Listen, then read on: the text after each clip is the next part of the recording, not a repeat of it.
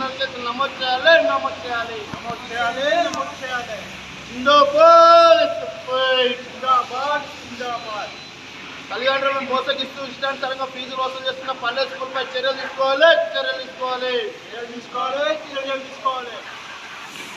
Permission లేకుండా academic year start కాకముందే ముందస్తు అడ్మిషన్ తీసుకుంటున్న పల్లె స్కూల్పై చర్యలు తీసుకోవాలి.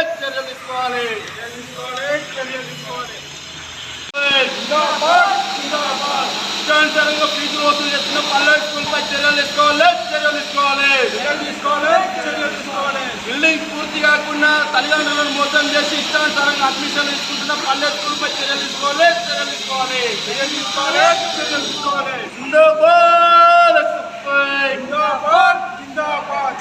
ఇష్టానుసారంగా ఫీజులు వసూలు చేస్తున్న పల్లె స్కూల్పై చర్యలు తీసుకోవాలి.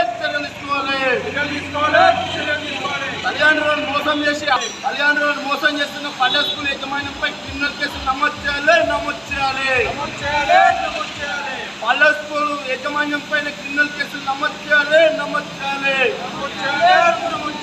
తల్లిదండ్రులను మోసం చేసి ఇష్టానుసారంగా అడ్డగోలు ఫీజు తీసుకుంటున్న పల్లె స్కూల్ యాజమాన్యంపై క్రిమినల్ కేసులు నమోదు చేయాలి. రావాలి ఎంఈఓ వెంటనే.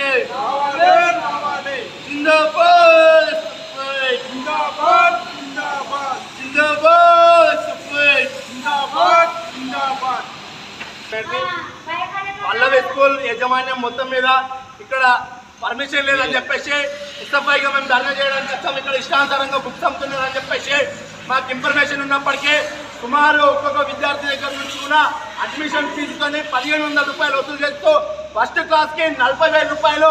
అదే లోకల్గా బస్సులో నుంచి పిల్లలు లోకల్ ప్రాంతం నుంచి వచ్చినట్లయితే బస్సు ఫీజు కూడా 6,000 రూపాయలు చొప్పున, అలాగే బుక్స్ యూనిఫామ్ అని చెప్పేసి 6,000 రూపాయల అదనంగా మొత్తం 52,500 రూపాయలు ఫీజు ఇష్టానుసారంగా ఫస్ట్ క్లాస్ విద్యార్థులకు విచ్చలవిడిగా తీసుకుంటున్నటువంటి పరిస్థితి ఉంది.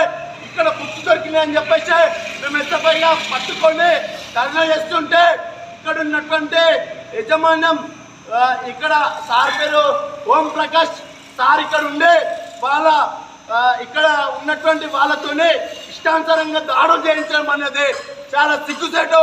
వాస్తవానికి ఆయన ఒక డాక్టర్ అయి ఉండి కూడా ఈ స్కూల్లో పార్ట్నర్షిప్ ఉండే మా పైన దాడికి దిగడం అనేది కూడా చాలా సిగ్గుసేటుగా భావిస్తున్నాం. అలాగే తక్షణమే డిఓ స్పందించి ఇక్కడ స్కూల్ గుర్తింపును కూడా రద్దు చేసి మొత్తానికి కూడా స్కూల్ సీజ్ చేయాలని చెప్పేసి కూడా ఎస్ఎఫ్ఐగా మేము డిమాండ్ చేస్తున్నాం.